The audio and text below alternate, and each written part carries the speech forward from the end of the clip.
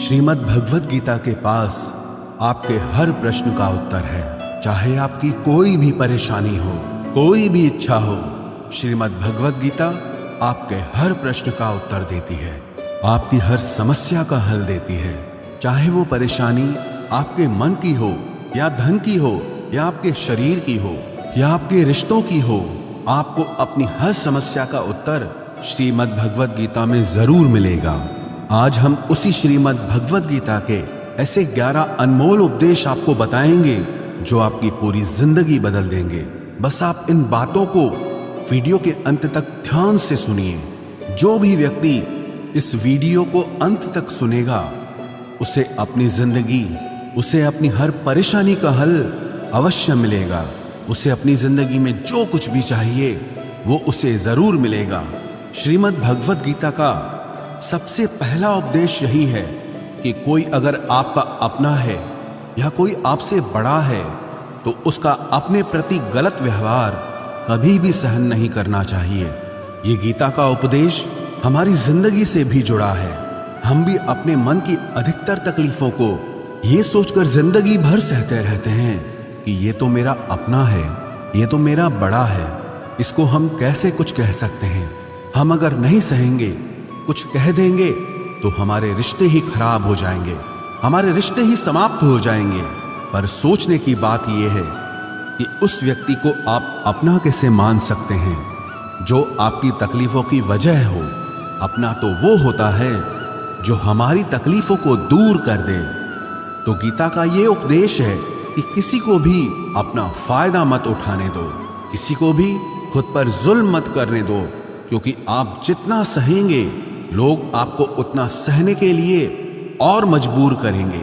गीता का पहला अध्याय जिसका नाम अर्जुन विषाद योग और दूसरा अध्याय जिसका नाम सांख्य योग है, उसके आरंभ में अर्जुन ने श्री कृष्ण के आगे अपना दुख प्रकट किया है कि हे केशव, मैं कौरवों से कैसे युद्ध कर सकता हूं, ये सब तो मेरे अपने ही हैं। मैं कैसे भीष्म पितामह और द्रोणाचार्य से युद्ध करूंगा, क्योंकि वो दोनों मेरे पूजनीय हैं। इसलिए इन गुरुजनों को मारने से तो अच्छा है मैं भिक्षा के अन्न को खाकर अपने जीवन का गुजारा करूं। और जिन कौरवों से मैं युद्ध करने जा रहा हूं वो सब धृतराष्ट्र के पुत्र मेरे भाई ही हैं, मेरे अपने ही हैं। इन सबको मारने से अच्छा है कि मैं सन्यासी बन जाऊं। तो श्री कृष्ण ने अर्जुन से कहा कि यहां कौन अपना है और कौन पराया है।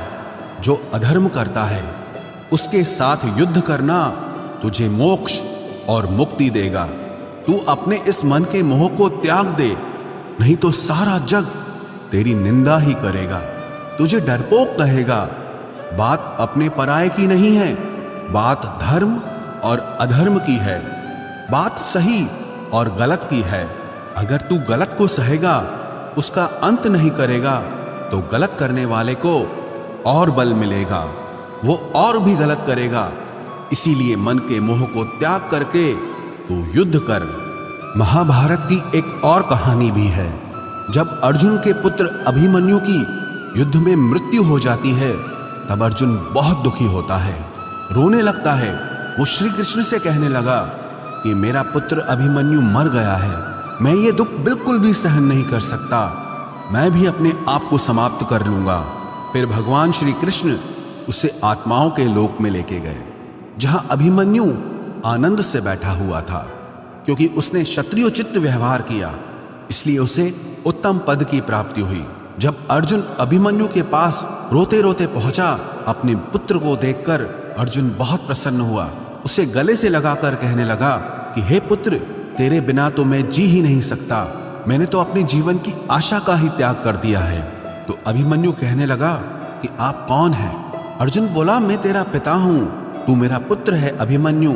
तो अभिमन्यु कहने लगा कि कौन पिता कौन पुत्र, मेरे हजारों जन्म हुए हैं, किसी जन्म में आप मेरे पिता बनते हैं और किसी जन्म में मैं आपका पिता बनता हूं। आत्मा का न कोई माता होता है न कोई पिता होता है। जब अर्जुन ने देखा कि मेरा पुत्र मुझे पहचान भी नहीं रहा तो उसका सारा मोह खत्म हो गया। इसलिए गीता के इस उपदेश को ठीक से समझ लो कि यहां कोई अपना पराया नहीं है। जो बुरे वक्त में तकलीफ के वक्त में हमारा साथ दे, सिर्फ वही हमारा अपना है, बाकी सब पराए हैं। गीता का दूसरा उपदेश यह है कि जो चला गया है कभी उसका दुख मत करो, और जो आने वाला है उसकी बिल्कुल भी चिंता मत करो। जब महाभारत का युद्ध चल रहा था तब अर्जुन ने श्री कृष्ण से कहा कि अगर यह युद्ध हुआ तो करोड़ों लोग मारे जाएंगे। जो सैनिक और योद्धा इस युद्ध में मारे जाएंगे उनकी स्त्रियों का क्या होगा, समाज कैसे आगे बढ़ेगा। और भी बहुत सी बातें अर्जुन ने विस्तार से कही हैं। तो भगवान श्री कृष्ण ने कहा, अशोच्यानन्व शोचस्त्वम प्रज्ञावादांश भाषसे गतासून अगतासूश्च नानुशोचन्ति पंडिताः। श्री कृष्ण बोले, हे अर्जुन, तू बड़ी बड़ी ज्ञानियों जैसी बातें करता है, लेकिन जो सच में ज्ञानी होता है, वो जो लोग मर चुके हैं, जा चुके हैं या एक दिन जाने वाले हैं, उनकी चिंता नहीं करता है, उनका दुख नहीं करता है। तेरे हाथ में कुछ भी नहीं है, तू चाहकर भी कुछ कंट्रोल नहीं कर सकता। जीवन और मरण ये तो प्रकृति की नियति है। इसीलिए जो ज्ञानी होता है वो किसी के मरने पर भी रोता नहीं है।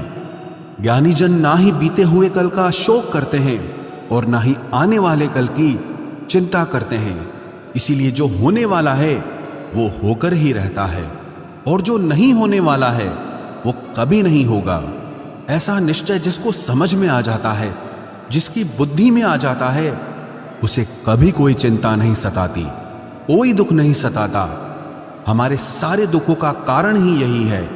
या तो हम जो वक्त गुजर चुका है उसे सोच सोचकर परेशान होते रहते हैं, या भविष्य की चिंता कर करके खुद को बीमार कर देते हैं, नष्ट कर देते हैं।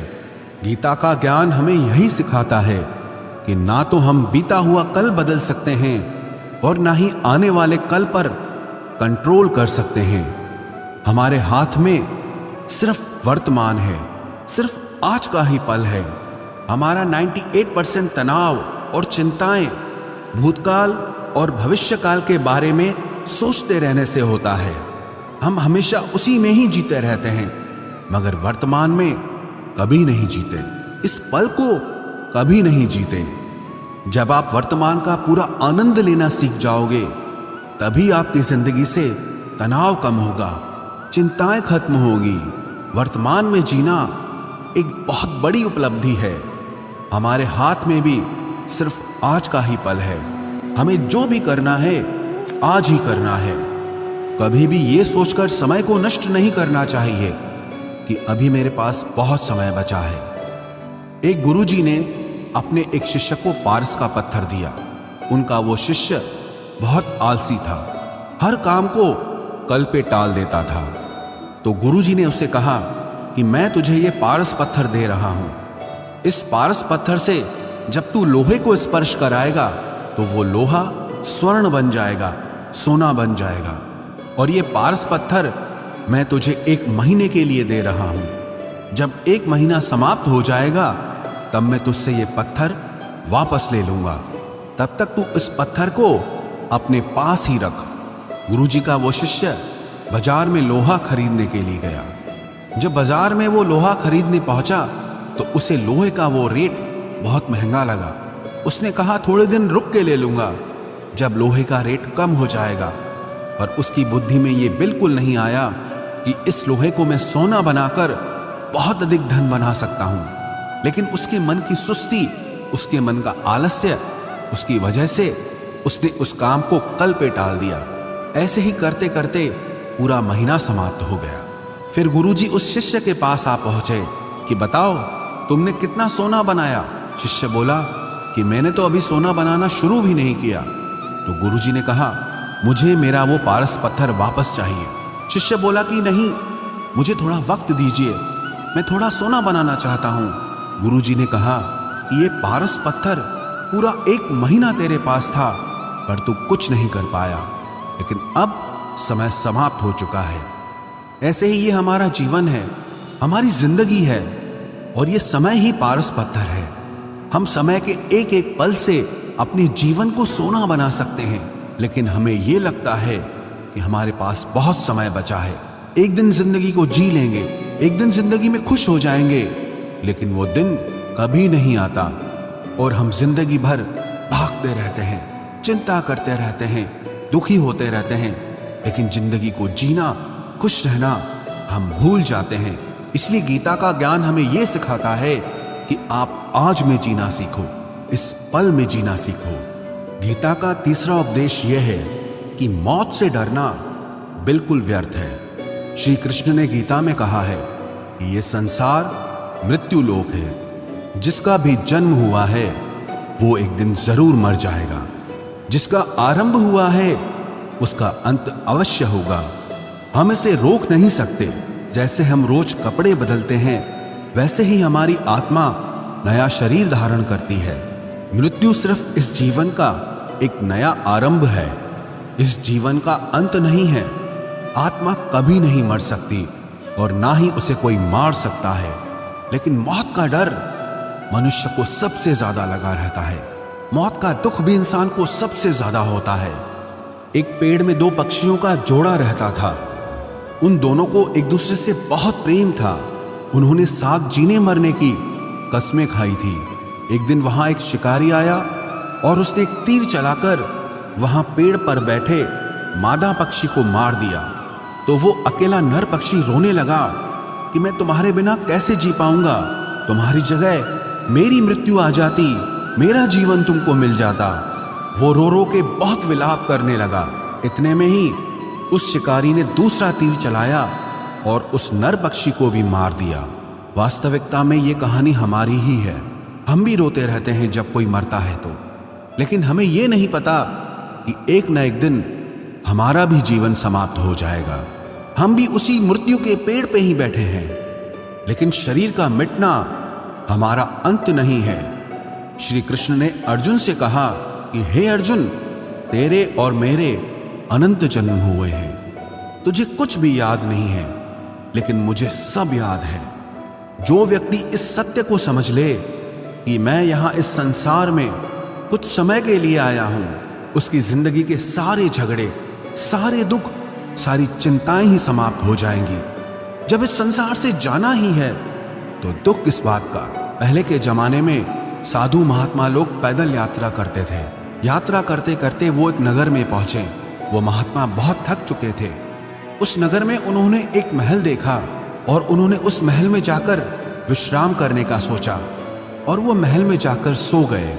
जब उस महल में वहां का राजा पहुंचा तो अपने पलंग पर उस महात्मा को सोता देखकर बहुत हैरान हो गया। राजा उस महात्मा से पूछने लगा कि तुम मेरे महल में कैसे घुस आए और मेरे बिस्तर पर सो रहे हो। महात्मा कहने लगा, ये तुम्हारा महल है? मुझे तो लगा ये धर्मशाला है। तो राजा ने कहा, आपको मेरा महल धर्मशाला कैसे लगा? तो महात्मा ने राजा से प्रश्न किया कि तुमसे पहले इस महल में कौन रहता था? तो वो राजा बोला कि मुझसे पहले मेरे पिता यहाँ पर रहते थे और उससे पहले मेरे दादाजी यहाँ पर रहते थे। तो महात्मा ने फिर प्रश्न किया कि क्या तुम इस महल में हमेशा रहोगे या तुम्हारे बाद कोई और रहेगा? तो राजा कहने लगा कि मेरे बाद मेरा पुत्र इस महल में रहेगा। तो महात्मा राजा से कहने लगे कि जिस जगह पर रहने वाले बार बार बदल जाते हों उसे घर कैसे कह सकते हो? वो तो धर्मशाला ही है। इसीलिए तेरे महल को धर्मशाला समझकर मैं इसमें रात बिताने के लिए आ गया। धर्मशाला जान जग को, जीव सब मेहमान है। मोह किससे मत करो, सब स्वप्न का सामान है। यदि हम भी इस बात को समझ लें कि हम यहाँ कुछ समय के लिए आए हैं, आनंद करने के लिए आए हैं, खुश रहने के लिए आए हैं, तो हमारे सारे दुख ही समाप्त हो जाएं। जब हम अपना मोह यहाँ जमा लेते हैं, अपना दावा यहाँ जमा लेते हैं कि ये मेरा है, इसे मैं छोड़ नहीं सकता, इसके बिना मैं जी नहीं सकता, तो हमारा जीवन दुखों से भर जाता है। इसलिए जीवन में मृत्यु का भय त्याग करके जीवन का प्रतिपल आनंद लेना चाहिए। गीता का चौथा उपदेश, मन और विचारों को कंट्रोल किए बिना जीवन में कभी शांति और सुकून मिलने वाला ही नहीं है। अर्जुन ने श्री कृष्ण से कहा कि मेरा मन सही गलत सब कुछ जानता है, फिर भी मेरे विचार और मेरा मन मुझसे कंट्रोल नहीं होता। मैं जो करना चाहता हूं वो कर नहीं पाता हूं। और जो नहीं करना चाहता हूं वो मेरा मन मुझसे जबरदस्ती करवाता है। इसीलिए मैं बेचैन हो गया हूं, मुझे शांति प्राप्त नहीं हो रही। तो श्री कृष्ण ने अर्जुन से कहा, उसके लिए तुझे अपने मन और विचारों से डिटैच होकर अपने मन और विचारों को सही दिशा में ले जाने की प्रैक्टिस करनी होगी, अभ्यास करना होगा। और ये एक दिन का काम नहीं है। जब तक तू अपने मन और विचारों की गुलामी का त्याग नहीं करता, तब तक तुझे जीवन में कभी शांति नहीं मिलेगी। एक राजा था, वो बहुत बेचैन और परेशान रहता था। एक दिन वो अपने गुरुजी के पास गया और उनसे कहने लगा कि मेरा मन बहुत बेचैन है, मैं बहुत परेशान हूँ, मैंने पूरे संसार को जीत लिया है, सब कुछ है मेरे पास, पर मैं खुश नहीं हूँ, मेरे मन में सुकून नहीं है, शांति नहीं है। तो गुरुजी ने राजा से कहा कि तुम्हारे नगर में अगर कोई ऐसा व्यक्ति है जिसने सुकून को प्राप्त कर लिया है, शांति को प्राप्त कर लिया है, तुम उसका एक बार कुर्ता पहन लो तो तुम्हारे जीवन में भी शांति आ जाएगी। राजा बहुत प्रसन्न हो गया कि ये तो बहुत आसान काम है। वो अपने राजमहल में आया और राजसभा में वो सबसे कहने लगा कि आप लोगों में से जो भी शांत हो चुका हो, जिसे सुकून मिल गया हो, वो अपना कुर्ता मुझे दे दे। वो बदले में जितना भी धन मांगेगा मैं उसे दे दूंगा। सब लोग एक दूसरे का मुंह देखने लगे। पैसों का लालच आया, लेकिन सबको एक दूसरे की सच्चाई पता थी, क्योंकि किसी की जिंदगी में भी शांति और सुकून नहीं था। सब अपना सर झुकाकर वहां पर खड़े हो गए। फिर उस राजा ने पूरे नगर में ढिंढोरा पिटा दिया कि जिसे भी शांति प्राप्त हो चुकी हो, सुकून प्राप्त हो चुका हो, वो मेरे पास आकर अपना कुर्ता दे दे। वो जितना कहेगा उससे उतना ही धन दिया जाएगा। लेकिन एक भी व्यक्ति ऐसा नहीं मिला जिसे शांति प्राप्त हो चुकी हो। वास्तविकता में जब कोई मरता है तब हम कहते हैं कि वो फलां व्यक्ति आज शांत हो गया। कभी किसी जिंदा इंसान के लिए नहीं सुना कि एक जीता जागता इंसान शांत हो गया है। राजा के सैनिक पूरे शहर में ढूंढते रहे, फिर उन्हें पेड़ के नीचे एक महात्मा तपस्या करता दिखा, जिसके चेहरे पे एक शांति थी, सुकून था। वो सैनिक उस महात्मा के पास आकर पूछने लगे कि क्या आपने शांति प्राप्त कर ली है, सुकून प्राप्त कर लिया है? महात्मा ने कहा, मैं पूरी तरह से शांत हूं। तो सैनिक उसे राजा के पास ले आए। राजा ने उस महात्मा से प्रश्न किया कि क्या आपको शांति और सुकून प्राप्त हो चुके हैं? वो महात्मा कहने लगे, महाराज, मैं पूरी तरह से शांत हूं, मुझे कोई चिंता नहीं, मुझे किसी चीज की लालच नहीं, मुझे कोई इच्छा नहीं है। तो राजा भी बहुत प्रसन्न हो गए कि आखिर वो व्यक्ति मिल ही गया जिसे शांति की प्राप्ति हो चुकी है, जिसे सुकून प्राप्त हो चुका है। तो राजा उस महात्मा से कहने लगे कि हे महात्मा, आप कृपया करके अपना कुर्ता मुझे दे दीजिए, बदले में आप जो मांगेंगे मैं आपको दे दूंगा। वो महात्मा कहने लगे कि महाराज, सुकून और शांति तो मुझे मिल चुके हैं, लेकिन क्या करूं, मेरे पास कुर्ता ही नहीं है पहनने के लिए जो मैं आपको दे सकूं। जब राजा ने उस महात्मा की ये बात सुनी कि इस महात्मा के पास कुर्ता भी नहीं है पहनने के लिए, उसके बाद भी ये महात्मा एकदम शांत है, इसके जीवन में सुकून है, मैं सारी जिंदगी धन को जोड़ने में लगा रहा, दुनिया जीतने में लगा रहा, लेकिन मुझे शांति नहीं मिली, सुकून नहीं मिला। क्योंकि शांति और सुकून बाहर की चीज नहीं है, अपने भीतर की चीज है। इसीलिए जब तक कोई व्यक्ति अपने मन और विचारों को कंट्रोल नहीं करता, तब तक उसके जीवन में सुकून और शांति नहीं आती। और गीता का उपदेश हमें यही सिखाता है कि जीवन में शांति चाहिए तो मन को शांत करना सीखो। गीता का 5वां उपदेश यह है कि वासना, क्रोध और लालच सर्वनाश का कारण है, नरक का द्वार है। जिस भी मनुष्य में ये 3 अवगुण होते हैं, वो हमेशा दूसरों को दुख पहुंचाकर अपने ही सुख और स्वार्थ की पूर्ति करता रहता है। किसी भी चीज की हद से ज्यादा वासना करना और क्रोधी स्वभाव होना और मन में लालच होना उसके जीवन के सुख को समाप्त कर देते हैं, उसके सारे रिश्तों में जहर भर देते हैं। इन्हें नरक का द्वार इसीलिए कहा गया है क्योंकि जिस इंसान में अत्यधिक क्रोध है, लालच है, वासना है, उसका पूरा जीवन जहर से भर जाता है।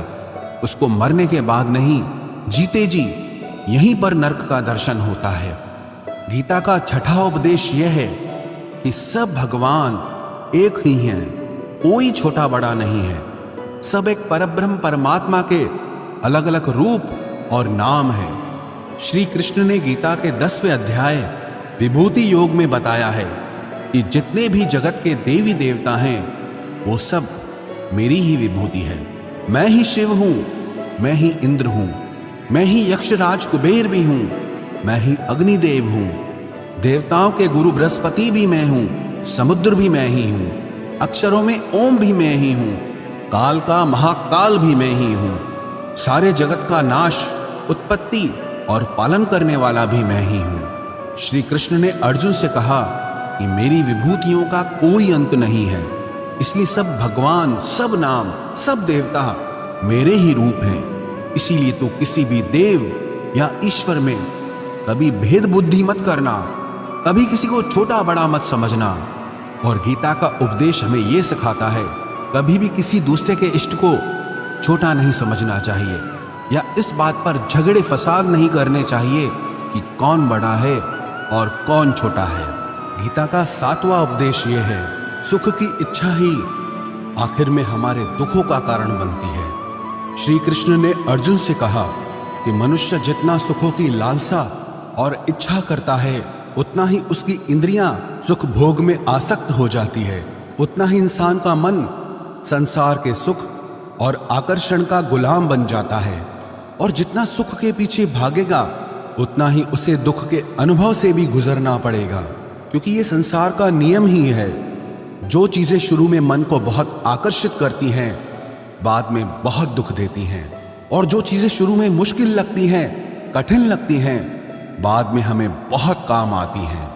गीता का 8वां उपदेश यह है, जो भी मनुष्य दुनिया के सारे सहारे छोड़कर सिर्फ भगवान को ही अपना सहारा मान लेता है, उसकी हर जरूरत वो ईश्वर पूरी करता है, उसकी हर प्रकार से रक्षा वो परमात्मा ही करता है। अनन्याश्चिन्तयो माम ये जनाः पर्युपासते तेषां नित्याभियुक्तानां योगक्षेमं वहाम्यहम्।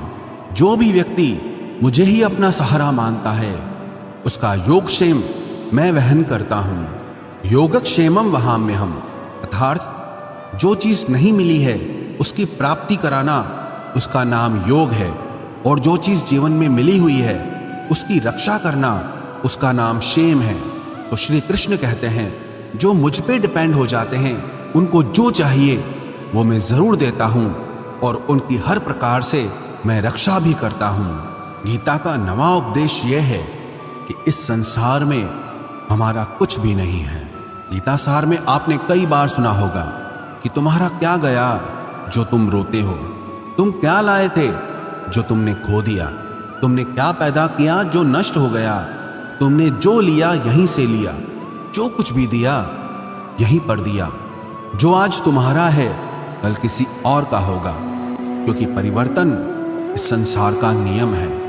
कल तक जिसके बिना आप जी नहीं सकते थे आज उनसे कोई रिश्ता ही नहीं है, बातचीत तक नहीं है। कहां गए वो जीवन भर के सारे रिश्ते, वो सारे मित्र जो साथ जीने मरने की बातें करते थे, आज पता भी नहीं कि वो लोग कहां चले गए। ये संसार परिवर्तनशील है, सब लोग यहां बदल जाते हैं, हर रिश्ता बदल जाता है, और तो और ये हमारा शरीर भी हर दिन बदल रहा है। बचपन से जवानी, जवानी से बुढ़ापा, और एक दिन ये शरीर हमारा साथ छोड़ देता है। तो किसके लिए रोना और किसकी चिंता करना। हम सारी जिंदगी चीजों को, रिश्तों को, जिंदगी को बनाने में, सजाने में, संवारने में लगे रहते हैं, लेकिन एक दिन सब कुछ बिखर जाता है। सारी जिंदगी जिस संपत्ति, जिन रिश्तों के लिए हम लड़ते रहते हैं, एक दिन सब कुछ छोड़ करके हमें इस दुनिया से जाना पड़ता है। गीता का 10वां उपदेश हमें यह सिखाता है कि किसी से भी हद से ज्यादा मोह कभी मत करना। श्री कृष्ण ने गीता का पूरा ज्ञान ही अर्जुन के मोह को नष्ट करने के लिए कहा है। ये मोह ही है जो इंसान को सबसे ज्यादा रुलाता है। मोह इतना बलवान है कि शेर जैसे इंसान को भी गीदड़ बना देता है। जो अर्जुन युद्ध में देवताओं से भी जीत गया, पर अपने रिश्तेदारों को युद्ध में देखकर उसका हाथ कांपने लगा। वो बोला, हे केशव, मेरे हाथ में धनुष पकड़ने की ताकत भी नहीं बची है, मेरे हाथ कांप रहे हैं, मैं युद्ध नहीं कर पाऊंगा। ये मोह इतना पेनफुल होता है जिसकी पीड़ा ना सह पाने के कारण कई लोग अपनी जिंदगी खत्म कर देते हैं, आत्महत्या तक कर लेते हैं कि उस व्यक्ति के बिना हम जी नहीं पाएंगे। जीवन में किसी से भी हद से ज्यादा मोह करोगे तो जीवन भर पीड़ा का ही सामना करना पड़ेगा। जो व्यक्ति अपने मोह से बाहर नहीं आता, उसका सब कुछ उससे छिन जाता है, उसकी सारी खुशी खत्म हो जाती है। इसीलिए गीता का ज्ञान बार बार यही सिखाता है कि अपने मन के मोह को त्याग करके आप बलवान बनो, बुद्धिमान बनो, सत्य के दर्शन करो कि वास्तविकता क्या है। क्योंकि हमारा मोह हमें हमेशा झूठ ही दिखाता है, झूठ पे ही विश्वास दिलाता है और दिल में झूठी उम्मीदें जगाता है। और ये ही हमारे दुखों का सबसे बड़ा कारण है। हम ही मोह कर लेते हैं, हम ही लोगों से उम्मीदें लगा बैठते हैं, पर वास्तविकता बिल्कुल अलग होती है। लोग वैसे नहीं होते जैसे हम मान लेते हैं, जैसा हम समझ लेते हैं, क्योंकि मोह के कारण हमें सच्चाई नहीं दिख पाती, लोगों का असली चेहरा नहीं दिख पाता। इसीलिए गीता का उपदेश हमें यह सिखाता है कि जीवन में अगर आनंद और प्रसन्नता से रहना है तो किसी में भी हद से ज्यादा मोह कभी मत करना। गीता का 11वां उपदेश ये है कि इस दुनिया में अगर आए हो तो दुख तो मिलेगा ही मिलेगा। दुख से कभी घबराना मत, दुख से कभी डरना मत। श्री कृष्ण ने गीता में कहा है कि ये संसार दुखालयम अशाश्वतम है, अर्थात ये संसार दुखों का घर है। जैसे औषधालय में औषधि मिलती है, पुस्तकालय में पुस्तकें मिलती है, चिकित्सालय में चिकित्सा होती है, वैसे इस संसार को भी श्री कृष्ण ने एक नाम दिया है, दुखालय, जहां पर दुख मिलता हो। दुख तो यहां हर किसी के जीवन में आता ही है, लेकिन अगर दुख आया है तो सुख भी आएगा। इसीलिए दुख से कभी डरना नहीं चाहिए, क्योंकि ये संसार दुखालय भी है और अशाश्वत भी है। अशाश्वत का मतलब ही यही होता है कि यहाँ परमानेंट कुछ भी नहीं है, यहाँ सब कुछ बदल जाता है। दुख सुख में बदल जाता है और सुख दुख में बदल जाता है। सम्मान अपमान में और अपमान सम्मान में बदल जाता है। खुशी दर्द में और दर्द खुशी में कभी भी बदल जाती है। जीत हार में और हार जीत में जहाँ कभी भी कुछ भी बदल सकता है। कुछ भी परमानेंट नहीं है, ना ही हम परमानेंट हैं, ना ही हमसे जुड़ी कोई चीज यहाँ पर परमानेंट है, क्योंकि ये संसार अशाश्वत है, शाश्वत नहीं है। यहाँ सब कुछ बदलने वाला है, यहाँ कुछ भी परमानेंट नहीं रहेगा। तो आपका दुख भी परमानेंट नहीं रहेगा, इसीलिए दुख से कभी भी डरना नहीं चाहिए। गीता का ये उपदेश हजारों साल पुराना है, लेकिन आज भी नए से नया है।